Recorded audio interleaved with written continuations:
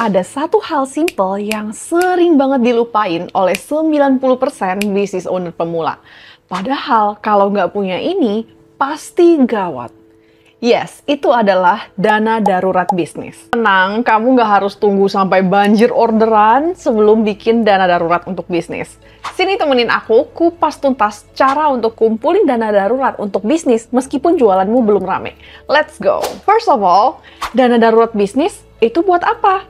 Ya, kalau keuangan pribadi aja harus ada dana daruratnya, apalagi bisnis ya, yang keuangannya itu lebih naik turun dan lebih nggak stabil. Pertama, dengan adanya dana darurat, kalau bisnis kamu bulan ini jualannya amit-amit sepi banget, bisnis kamu masih bisa bertahan hidup dan membayar kewajiban operasionalnya. Dan kedua, kamu jadi lebih siap untuk menghadapi emergency keuangan yang tak terduga tanpa harus dikit-dikit berhutang. Dan ketiga, kamu bisa melindungi bisnis kamu dari yang namanya musim jualan.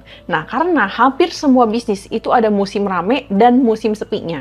Dan of course, di masa-masa musim sepi, kamu butuh dana tambahan. Dan keempat, buat kamu nih yang bisnisnya udah punya tim, pasti tim kamu juga rasa lebih aman dan lebih tenang untuk bekerja sama kamu, bekerja sama owner yang jago atur duit. Karena lebih aman gitu, dia nggak akan rasa terancam untuk tiba-tiba kena layoff karena bisnis tiba-tiba kurang duit, karena ownernya bisa atur duit. Jadi, in conclusion, penting banget ya. Nah, mungkin sekarang kamu bingung, butuh berapa sih dana darurat? Umumnya sih sekitar 3-6 bulan biaya operasional. Jadi contohnya, kalau kamu 1 bulan biaya operasionalnya itu 10 juta rupiah, berarti kamu butuh siapin dana darurat kira-kira 30-60 juta. Tapi ya realistis aja ada beberapa pengecualian. Misalnya, kalau bisnis kamu itu masih kecil banget atau baru mulai, misalnya usianya masih kurang dari setahun gitu, mungkin kamu siapin dana darurat 1-3 bulan aja udah cukup nih untuk mulai dulu gitu. Nah, nanti pelan-pelan saat bisnis kamu income-nya sudah lebih stabil, baru kamu bisa tambah dana daruratnya ke 3-6 bulan. Untuk bisnis yang musiman banget, seperti bisnis hampers atau bisnis tour and travel, kalau bisa kamu siapin dana darurat 6-12 bulan biaya operasional. Karena di bisnis-bisnis seperti ini, musim ramainya itu benar-benar hanya beberapa bulan saja, dan sisanya itu musim sepi. Tapi kan kamu nggak bisa stop biaya operasional kan? Nah, that's why kamu harus bisa bertahan sampai musim ramai berikutnya. Kabar baiknya, kamu nggak harus tunggu sampai kamu banjir orderan untuk bisa mulai kumpulin dana darurat. Nah, sebelum aku spill langkahnya satu persatu, kalau kamu suka belajar tentang bisnis atau keuangan, jangan lupa untuk like dan subscribe biar kamu nggak ketinggalan video berikutnya. Oke, kita masuk ke bagian ketiga, yaitu langkah nabung dana darurat. Dan yang paling pertama, itu kamu harus hitung dulu biaya operasional. Ingat ya, patokannya dana darurat kan biaya operasional. Jadi kamu harus tahu dulu biaya operasional bisnis kamu dalam 1 bulan itu berapa. Cara yang paling gampang itu dengan lihat mutasi rekening dan catatan keuangan bulan lalu. Dan kamu kumpulin tuh berapa untuk biaya listrik, bayar gaji, dan ya bayar air, dan lain-lain. Nah, kamu kumpulin dan hitung totalnya. Step kedua itu hitung goals dana darurat. Tadi kan aku udah sempet share kalau dana darurat itu biasanya 3-6 bulan biaya operasional. Nah, kamu harus tentukan nih, kamu goalsnya mau kumpulin berapa dulu? Apakah 3 bulan, 4 bulan, 6 bulan? Kalau ini pertama kali kamu mulai nabung dan orderan kamu juga belum terlalu rame, mungkin lebih realistis untuk kamu mulai kumpulin 1-3 bulan biaya operasional dulu untuk dana darurat. Jadi misalnya, seperti contoh tadi, kalau kamu biaya operasionalnya itu 10 juta sebulan, coba untuk kamu kumpulin 3 bulan gitu misalnya, sekitar 30 juta. Kan kamu lihat, apakah di rekening kamu udah ada uang yang cukup untuk dana darurat tersebut? Kalau cukup, langsung bisa kamu sisihkan dan amankan dulu uang tersebut. Kalau belum cukup, berarti kamu harus nabung dulu. Dan ini adalah poin berikutnya, yaitu langkah ketiga, nabung tiap bulan. Satu cara yang paling gampang adalah dengan konsisten sisihkan sebagian dari pemasukan bisnis untuk kamu tabung tiap bulan.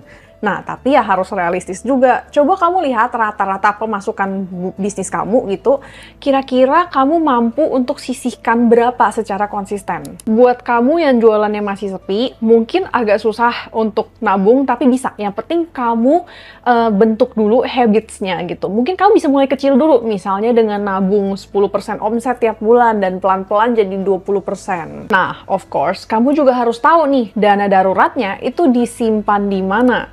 Nah, paling ideal sih disimpan di tabungan terpisah kayak gitu atau rekening terpisah. Tapi zaman sekarang udah banyak kok bank yang bisa buka tabungan terpisah tanpa kamu harus bikin rekening yang baru. Kalau aku pribadi sih dana darurat bisnis aku taruh di reksadana pasar uang. Nah, tapi memang ada kelemahannya which is butuh 2-3 hari kerja untuk cair. Tapi kelebihannya ya dapat return gitu. Mungkin sekitar 3%-an setahun kayak gitu, lumayan lah gitu.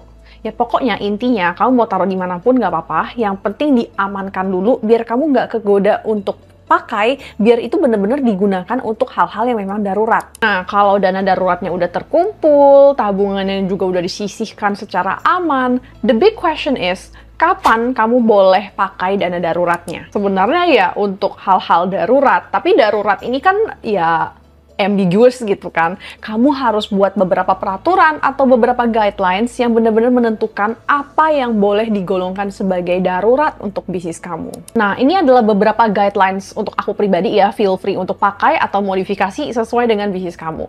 Yang bakal bikin aku pakai dana darurat adalah, pertama, kalau duit nggak cukup untuk bayar gaji atau operasional.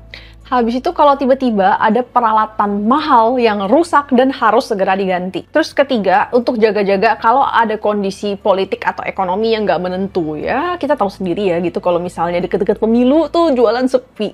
Terus kalau misalnya bisnis harus tiba-tiba tutup sementara karena hal-hal tak terduga, misalnya bencana alam, banjir, demo, atau mungkin pandemi kayak waktu itu. Dan juga untuk bayar denda atau biaya-biaya lain yang tak terduga. Dan satu tip terakhir, dana darurat itu boleh dipakai. Tapi kalau dipakai, jangan lupa untuk di-refill ya. Karena yang namanya keadaan darurat, itu memang wajar banget. Dan itu normal banget untuk kita sebagai bisnis untuk menggunakan dana darurat. Kan itu memang tujuannya untuk melindungi kita kan. Tapi jangan lupa kalau dipakai, harus di-refill biar kita siap menghadapi keadaan darurat berikutnya. Siapa nih yang udah siapin dana darurat? Coba absen di comments. Tapi siapin dana darurat itu hanya sebagian kecil dari mengatur keuangan bisnis. Dan masih ada banyak hal lagi yang kamu harus lakukan biar kamu bisa kelola keuangan bisnismu dengan baik. Dan udah aku share semua di videoku yang ini, jadi nonton ya. Thanks for watching dan sampai jumpa lagi di videoku yang ini.